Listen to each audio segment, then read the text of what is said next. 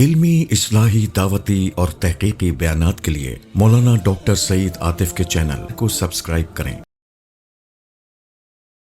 فرمایا فاستجاب لهم، اللہ نے اب جواب دیا ہے اہل ایمان کے غور و فکر کا، دعاؤں کا، ذکر کا، کہ دیکھو اللہ نے تمہاری دعا قبول فرما لی۔ اللہ انی لا اضیع عمل عامل منکم من ذکر او انثی، میں وہ رب ہوں کہ میں عمل کرنے والے کسی مرد یا عورت کے کوئی عمل کو ضائع نہیں کرتا۔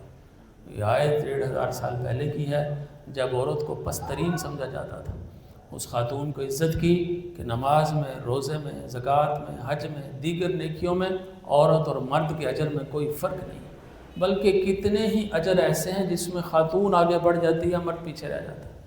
جس طرح کہ جہاد ہے، جہاد کرنے والا مجاہد میدان میں ہے اور وہاں زخم کھاتا ہے اور پتہ نہیں کیا ہوتا ہے، اور جو عورت دین پر عمل کرنے والی ہے، گھر میں بیٹھی ہے، اپنے فرائض سے زندگی ادا کرتی ہے، اللہ اس کو گھر بیٹھے جہاد کا ثواب عطا فرماتے ہیں۔ اللہ اگر بیٹی ہے تو وہ کیا ہے؟ وہ جنت کی ضمانت ہے۔ بیٹی جنت کی ضمانت ہی نہیں، بیٹی جنت میں اللہ کے نبی کے قرب کی ضمانت ہے۔ اللہ، یہ جنت سے بھی بڑی نعمت ہے۔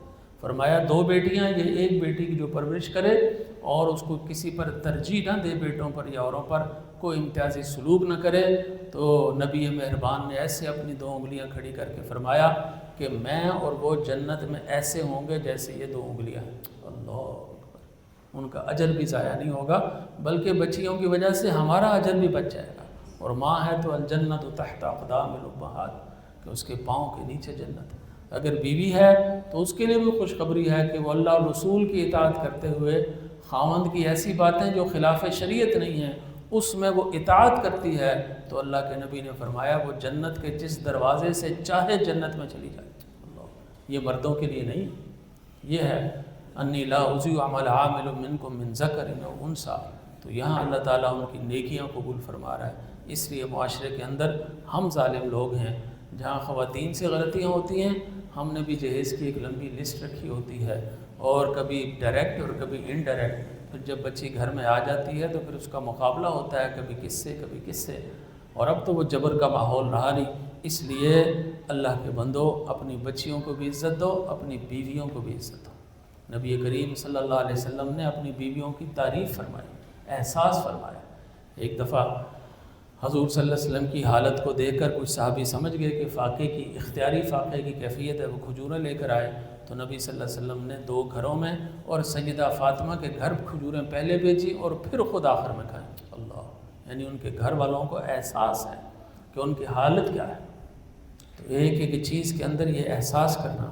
حضرت عمر حضور صلی اللہ علیہ وسلم کو ملنے تشریف لائے تو حضرت زینب نماز پڑھ رہی تھی، تو ان کی طرف دیکھ کے فرمایا انہا لأواہا، یہ خاتون اللہ سے بہت ڈرنے والی اور بہت عبادت گزار خاتون۔ اپنی بیویوں کی تعریف کرنا۔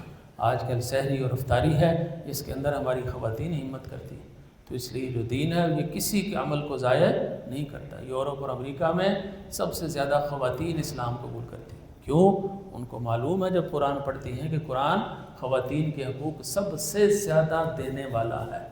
اللہ اکبر، اور نبی مہربان صلی اللہ علیہ وسلم کی شفقتیں اور محبتیں سب پر ہی ہیں، لیکن طبقہ خواتین پر سب سے زیادہ ہیں۔